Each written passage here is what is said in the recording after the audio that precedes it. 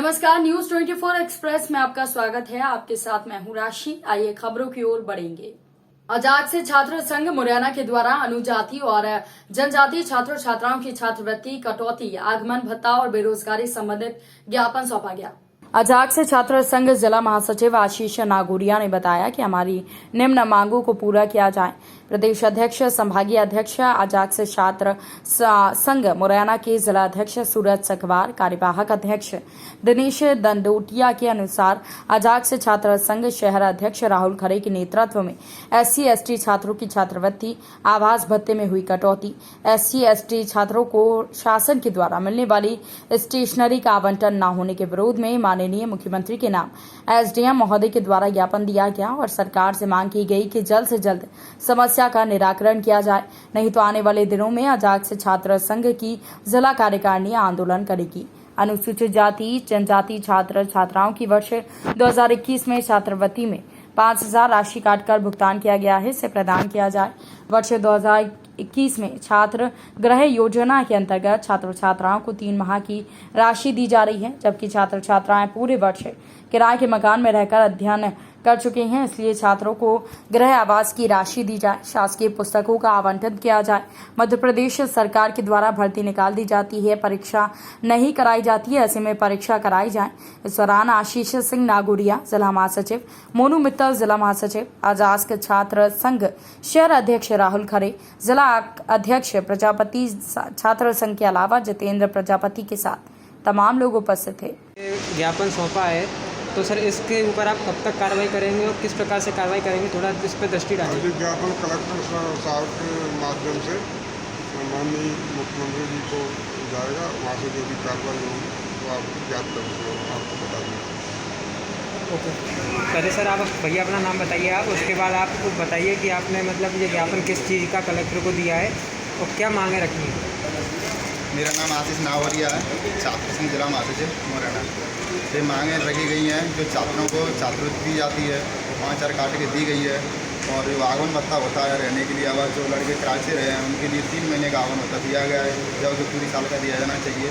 प्रकार से मांगें रखी गई हैं कि दिया जाना चाहिए छात्रों को। इस तरह आवंटित की नहीं गई जो बच्चों ने अपने घर से लेकर पढ़ेंगे। इससे भी पहले आपने यहाँ पे ज्ञापन दिया है या किसी और प्रकार की कार्रवाई की है इसके ऊपर, जिसके ऊपर आपने यहाँ कलेक्टर का ज्ञापन दिया है? अभी कलेक्टर को ज्ञापन दिया है, इस साल के जो छात्रवृत्ति नहीं इसके संबंध में पहला ज्ञापन दिया गया। मेरा नाम जितेंद्र प्रजापति है। तो सर ये मध्य प्रदेश में जो बेरोजगारी बढ़ रही है, तो इसके चक्कर में आप जिस कारण से आप यहाँ पे कलेक्टर को ज्ञापन देने आए, उसके ऊपर थोड़ा दृष्टि डालिए। देखिएगा, अभी बताते हैं कि मध्य प्रदेश में भर्ती निकाल दी जाती है मध्य प्रदेश शासन द्वारा, तो उन पर कोई अमल नहीं किया जाता है। अभी हमारे प्रदेश में प्रत्येक 2 घंटे में 3 नौजवान हमारे आत्महत्या करते हैं, और अभी जैसे बहुत सी वैकेंसी निकाली है उन पर सरकार ने कोई दृष्टि नहीं डाली है, और अभी भी जिन्होंने 18,000 पुलिस की भर्ती बता रहे हैं तो वो भी कैंसिल होने जा रही हैं। और कहा जाता है, बहुत से हम देखते चले आ रहे हैं, हमारे युवा 2017-18 में समथिंग 45,000 से ऊपर हमारे युवा बेरोजगार हो चुके हैं, और बताया जा रहा है कि 1.5 करोड़ के समथिंग हमारे देश में हमारे बेरोजगार युवा खड़े हुए हैं, और सरकार इस पर कोई ध्यान नहीं दे रही है। और हमारी इसमें मुख्य मांगे हैं कि रोजगार के अधिकार को मौलिक अधिकार दिया जाए, रोजगार के अधिकार को मौलिक अधिकार दिया जाए, और देश में समस्त खाली पद हैं उनको तुरंत भरा जाए, और सभी विभागों में जैसे शिक्षक विभाग हो गए, शिक्षक व्यापम, सभी विभागों में तुरंत भर्तियां निकाली जाएं, और सभी परीक्षाओं के नॉर्मलाइजेशन प्रक्रिया को समाप्त किया जाए। सभी प्रतियोगी परीक्षाओं के आवेदन या फॉर्म जिसको कहते हैं वो निःशुल्क भरे जाएं।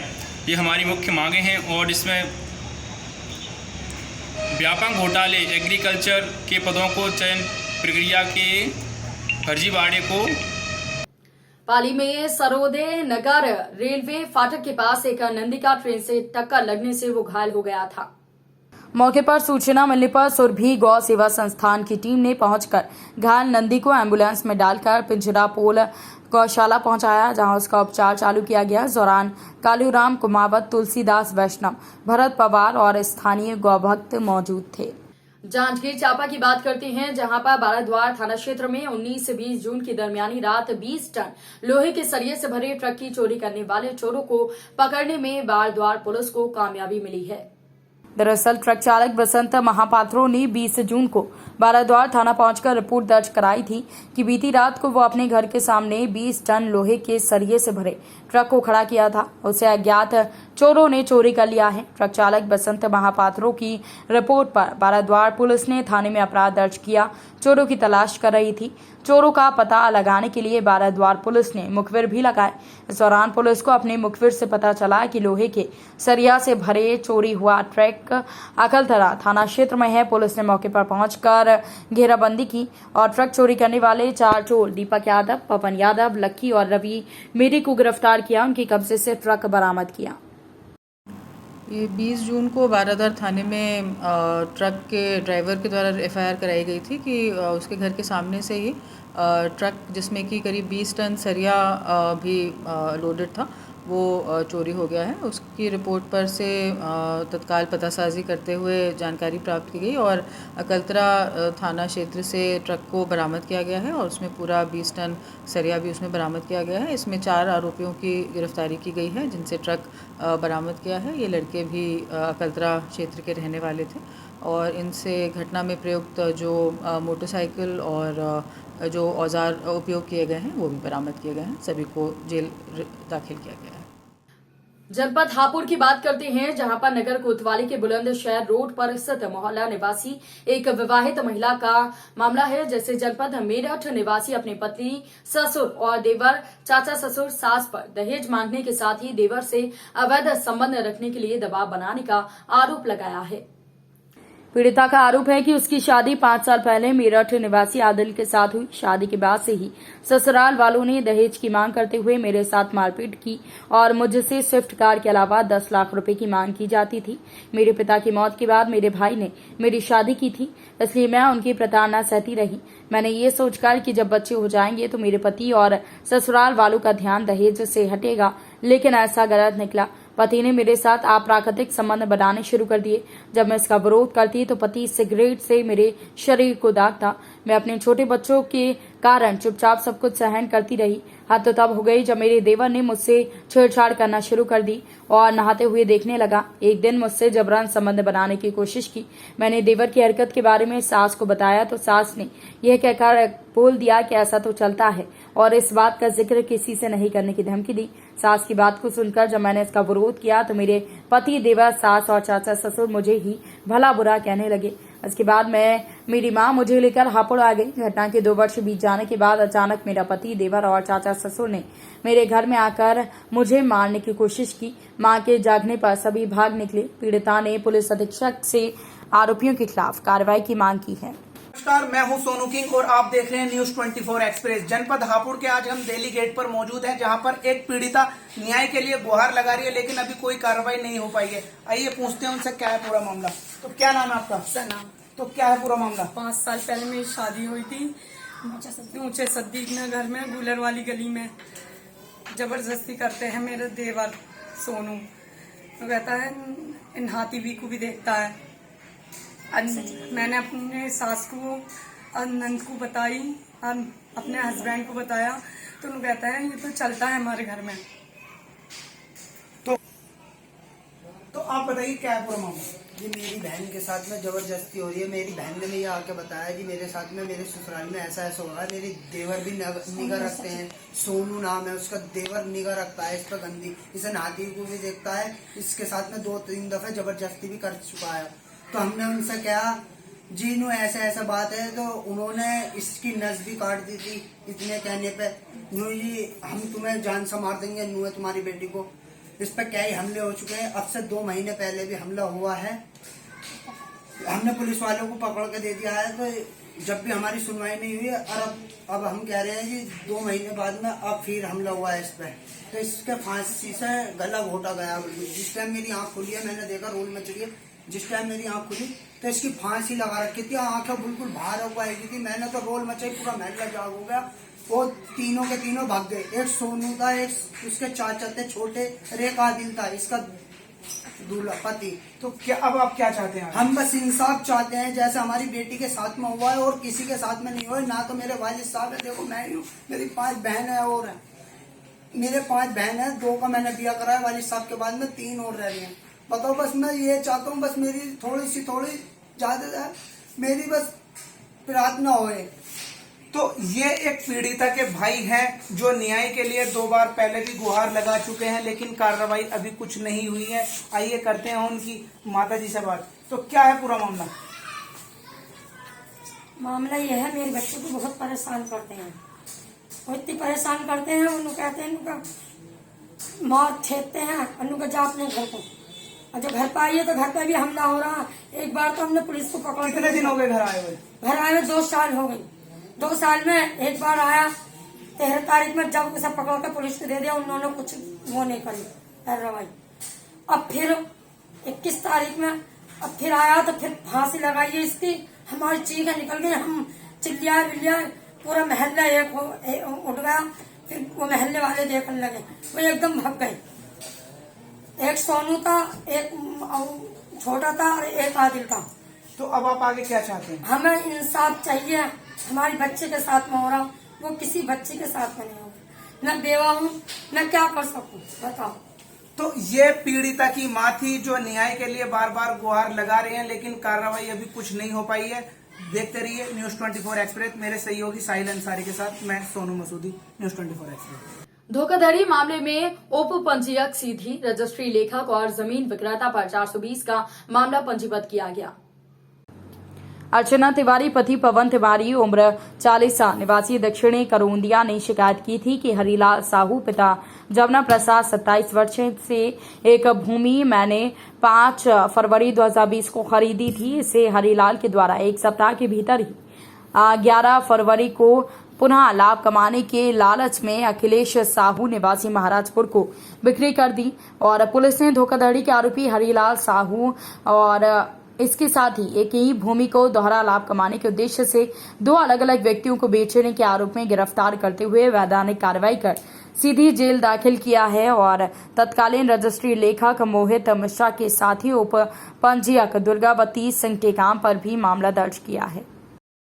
नौगांव में कोविड सेंटर का प्रदेश के मुख्यमंत्री शिवराज सिंह चौहान ने वर्चुअल लोकार्पण किया। कार्यक्रम में पूर्व मंत्री ललिता यादव, मानवेंद्र सिंह भंवर राजा, पूर्व विधायक गुड्डन पाठक, पूर्व नगरपालिका अध्यक्ष अंजुल सक्सेना, अभिलाषा शिवहरे, सूरज मिश्रा, रवि रिछारिया, मंडल अध्यक्ष मिश्रा और जिला कलेक्टर शीलेंद्र सिंह, पुलिस अधीक्षक सचिन शर्मा, नगरपालिका सीएमओ निरंकार पाठक, बीएमओ रविंद्र पटेल, महिला बाल विकास अधिकारी अनिल नामदेव मौजूद थे। मैं आपके इन प्रयासों के लिए आपका आभार व्यक्त करता हूं और जैसा मैंने कहा है कि जब समय उपयुक्त होगा मिलके बैठ के और भी जो चर्चा करनी होगी करके हम बाकी के विकास के कामों को भी जमीन पर उतारने का काम करेंगे। आपके इस प्रयास के लिए मैं एक बार फिर आपका और पूरी टीम का और इस काम में जिनने भी सहयोग किया है, धन से किया हो, मन से किया हो, तन से किया हो,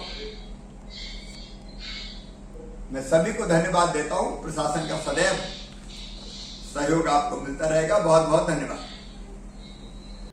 अतिरिक्त मुख्य कार्यकारी जिला परिषद चुरू नरेंद्र चौधरी ने तारानगर नर्सरी का निरीक्षण किया।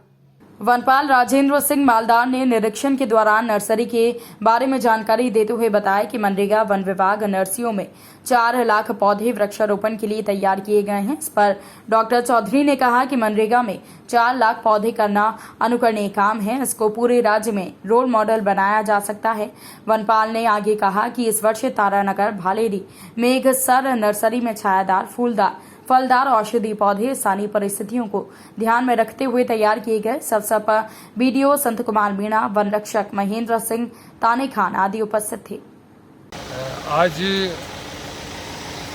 तारानगर स्थित नर्सरी है वन विभाग की, उसका निरीक्षण किया गया है।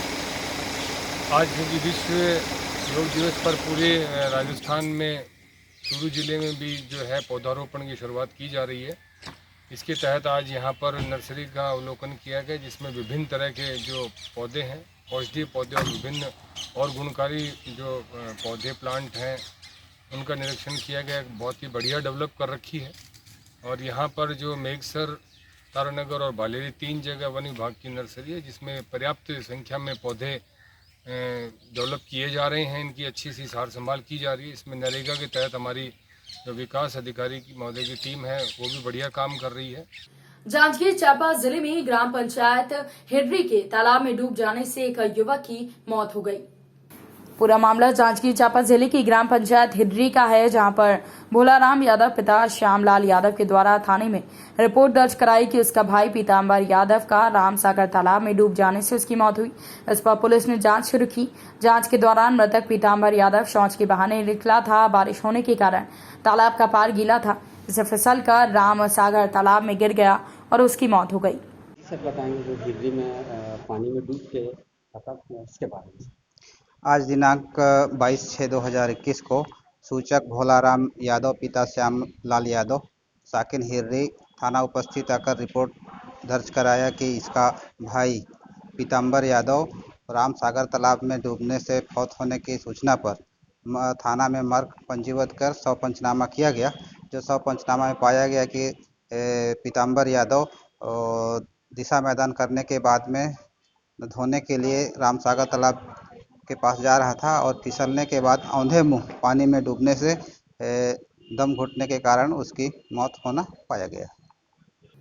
गंजबासोदा की बात करते हैं, जहां पर एक जघन्य हत्याकांड को अंजाम दिया गया। इस कारण शहर में तनाव की स्थिति, दो समुदाय के बीच तनाव की स्थिति बन रही थी, लेकिन पुलिस ने तत्परता दिखाई और शहर में शांति कायम रही। सिटी कोतवाली थाने में पदस्थ तेज तर्रार एसआई शिवेंद्र पाठक और उनकी टीम ने चंद घंटे में ही आरोपी को धर दबोचा। आरोपी भूरा उर्फ गोंडा भागने की फिराक में था। घटना के बाद शहर में भारी पुलिस बल तैनात किया गया। सूत्रों से मिली जानकारी के अनुसार हत्या करने वाला भूरा उर्फ गोंडा मृतक बबलू का ही चेला था। इसे हुनर सिखाया और घर बसाया, उसी का घर उजाड़ दिया। इस जघन्य हत्याकांड की पूरे जिले में चर्चा है। पुलिस आरोपी से पूछताछ कर रही है। चाकू के संदर्भ में उससे पूछताछ की गई, जिसने बताया कि वह रास्ते में फेंक किया है। हमने चाकुओं की तलाश की, अभी तक वह जब्त तो नहीं हो पाया है, लेकिन अब वह जल्दी ही जब्त होगा। हम उसके लिए प्रयास कर रहे हैं।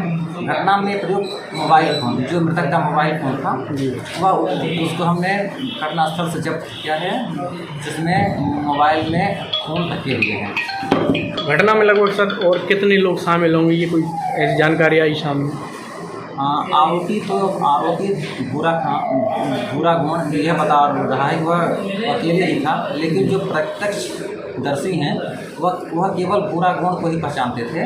बाकी उसके साथ में एक दो और लोग थे। अब भूरा गुण से पूछताछ कर उसका मेमोरेंडम लेकर आगे और भी इस पर कार्रवाई जारी होगी। Thank you. इस बुलेटिन में फिलहाल के लिए इतना ही। अपडेट्स के लिए आप बने रहिए न्यूज़ 24 एक्सप्रेस के साथ। नमस्कार।